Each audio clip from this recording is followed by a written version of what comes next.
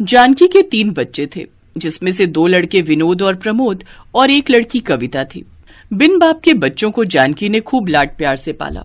उसने कभी उन्हें कोई तकलीफ नहीं होने दी। माँ बाप दोनों की जिम्मेदारियां उसने बखूबी निभाई। समय बीता और तीनों बच्चे जवान हो गए। विनोद और प्रमोद अच्छी कंपनी में नौकरी पर लग गए, जहां उन दोनों को अपने मालिक की अमीर घर की 2 बहनों नैन्सी और सुप्रिया से प्यार हो गया। जानकी को भी दोनों लड़कियां पसंद आ गईं।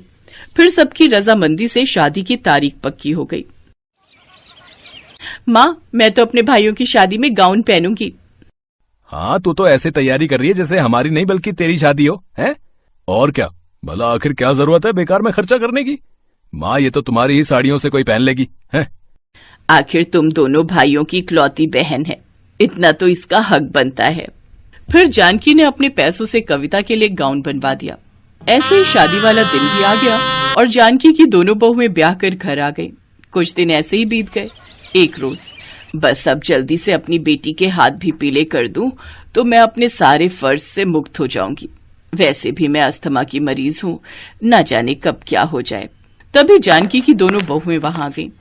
अगर दोनों माँ बेटी की खुसुर फुसुर खत्म हो गई हो तो घर के कुछ काम कर लें, और नहीं तो क्या, अब हम दोनों सारा दिन किचन में रहकर खाना बनाएंगी क्या? ना बाबा ना, हमसे तो ना होगा ये।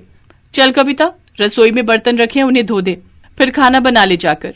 इस तरह दोनों अमीर घर से आई बहुएं सास ननद से घर के काम करवाने लगी। दोनों बड़े घर से आई थी, लेकिन फिर भी उनके मन में लालच भरा हुआ था।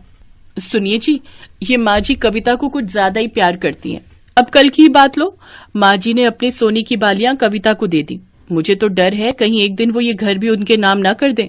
और क्या, वैसे भी किसी के मन में कपट आते कहाँ देर लगती है। दोनों बीवियों ने अपने पति के मन में बीज बो दिया। फिर क्या था, अगले ही दिन विनोद और प्रमोद वसीयतनामा लेकर अपनी माँ के पास पहुंच गए। माँ, इन पेपर्स में साइन कर दो। कैसे पेपर्स और क्या लिखा है इसमें? यही कि आपको कुछ हो गया तो आपकी ये सारी प्रॉपर्टी हम में बंट जाएगी। अपने जीते जी तो मैं ऐसा नहीं करूंगी। माँ, आप मेरी चिंता क्यों कर रही हो? और वैसे भी अभी तो मैं पढ़ ही रही हूँ। आप ये घर बेझिझक होकर साइन कर दो। अपनी बेटी की बात मानकर जानकी ने वैसा ही किया। लेकिन अब तो जैसे नैन्सी और सुप्रिया का सपना पूरा हो गया। एक रोज दोनों भाई ऑफिस के काम से शहर से बाहर गए होते हैं और कविता की दोनों भाभियां किट्टी पार्टी में गई होती हैं। तभी अचानक जानकी की तबीयत खराब हो जाती है। दोनों भाभियां फोन नहीं उठा रही, अब क्या करूं? माँ, तुम चिंता मत करो, मैं तुम्हें अभी अस्पताल लेकर चलती हूँ। कविता बाहर ऑटो ढूंढने जाती है, लेकिन जब तक वो वापस आती तब तक जानकी दम तोड़ चुकी थी। अपनी माँ की मौत के सदमे से कविता को बहुत गहरी चोट पहुंची थी, लेकिन अभी उसका दुख दूर नहीं हुआ था कि उसकी दोनों भाभियों ने वो कर दिया जिसकी उसे उम्मीद नहीं थी। नहीं भाभी, मैं इस घर को छोड़कर कहीं नहीं जाऊंगी। इस घर में मेरी ये माँ की यादें बसती हैं, लेकिन तुम्हें हमारे साथ ये घर छोड़कर जाना ही होगा, क्योंकि हमने ये घर बेच दिया है। तुम ऐसा कैसे कर सकती हो भाभी? नहीं, मैं अपने रहते इस घर को नहीं बेचने दूंगी। इसके अलावा तुम्हारे पास कोई ऑप्शन भी नहीं है, क्योंकि माँ ने ये अपने दोनों बेटों के नाम कर दिया था। दरअसल उस रोज उन्होंने वसीयतनामे पर अपना ही नाम लिखा था, कविता का नहीं।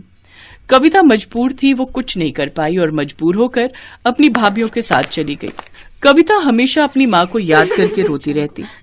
ओफो, अब ये तुम्हारा रोना धोना आखिर कब तक चलेगा? चलो अब ये सब ड्रामा बंद करो और घर के काम करो जाकर। आखिर कब तक मुफ्त की रोटियां तोड़ेगी?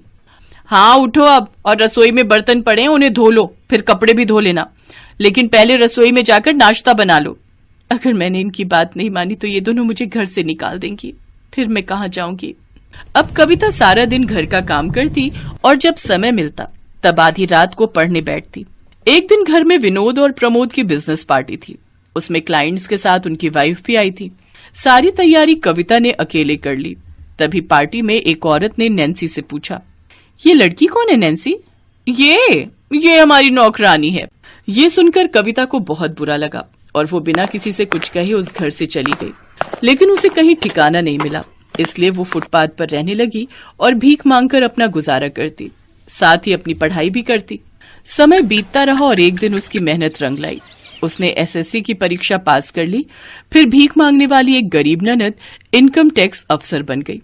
ऐसे ही समय बीता। एक रोज, हे राम, हम लुट गए, बर्बाद हो गए। क्या हुआ? ऐसे क्यों चिल्ला रही हो? हमारे हस्बैंड के दफ्तर में पुलिस वालों की रेड पड़ी है, सब कुछ जब्त हो गया ऑफिस सील हो गया और गार्ड कह रहा था अब वो टीम हमारे घर ही आ रही है। हमें क्या पता था ये दोनों भाई गैर कानूनी काम करते हैं। क्या? अब हम कहाँ जाएंगे? फुटपाथ पर। न जाने किसके श्राप का फल है जो हमें ये दिन देखने को मिल रहे हैं। तभी पुलिस वहां आ गई और उन्होंने उनके घर को भी सील कर दिया। अब वो दोनों सड़क पर आ गई। उधर कविता सरकारी आवास में रहती थी। उसने जब अपने भाइयों के बारे में अखबार में पढ़ा तो वो खुद को उनसे मिलने से रोक नहीं पाई। वो अपनी कार से जा ही रही थी कि तभी उसने अपनी दोनों भाभियों को फुटपाथ पर बैठे देखा। भाभी, आप दोनों यहाँ? ये सब कैसे हो गया? मैंने अभी अभी अखबार में देखा जो कुछ भी आपके साथ हुआ। ये सब हमारे ही कर्मों का फल है कविता। हमने जो तुम्हारे साथ किया उसकी सजा हमें मिल गई। अब तुम हमें माफ कर दो। हाँ नैन्सी, अब तुम हमें माफ कर दो।